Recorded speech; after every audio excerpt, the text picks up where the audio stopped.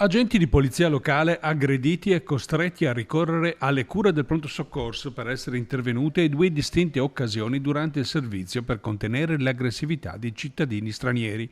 È accaduto ancora, questa volta durante il fine settimana appena trascorso. A San Lazzaro, un cittadino originario della Tunisia in stato confusionale dovuto all'abuso probabilmente di alcolici vagava pericolosamente nella notte lungo la veloce arteria di scorrimento. Per evitare che accadesse il peggio, due agenti di pattuglia hanno cercato di soccorrerlo, ma hanno provocato la violenta reazione dell'extracomunitario. È stato necessario l'intervento di un'altra pattuglia per contenere l'uomo e portarlo in caserma, dove è stato denunciato. Gli agenti hanno riportato ferite guaribili in oltre una settimana.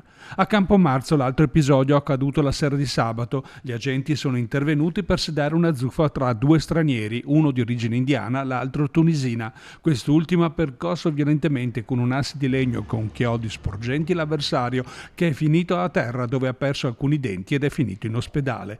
I primi ad intervenire i militari dell'esercito raggiunti da due pattuglie della polizia locale. Anche in questo caso l'aggressore ha minacciato e aggredito violentemente gli agenti prima di venire bloccato e portato in sede dove è stato denunciato.